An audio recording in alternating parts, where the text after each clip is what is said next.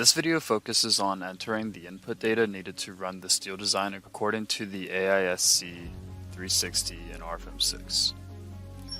Now that we have completed modeling and loading the structural model and have entered the effective lengths done in the previous video, we can explore the relevant design situations for steel design and create our own design configurations. To gain a better overview of the individual design situation types, jump to the steel design table and select the input data from the subcategory. In this table, you can find all the design situations used for steel design. RFEM automatically assigns the correct design type to each situation. The second tab displays elements that were automatically selected based on their assigned materials and sections. Individual components can be excluded from the design if desired, as well as the design all checkbox can be unchecked and individual elements can be selected for design. As you can see, we already have our 4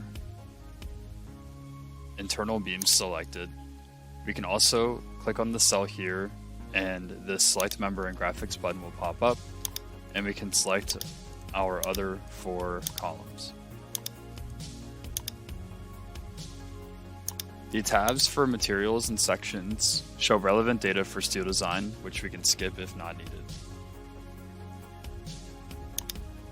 In the following tabs, we encounter another innovation, which is the RFEM 6 design configurations.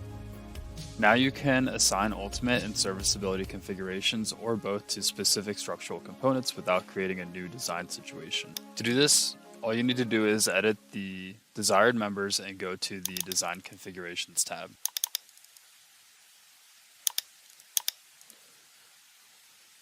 Here is where you can create a new ultimate configuration.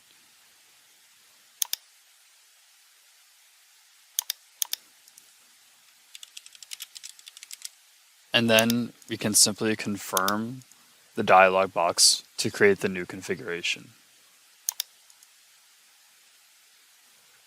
Now you will see this in the tables.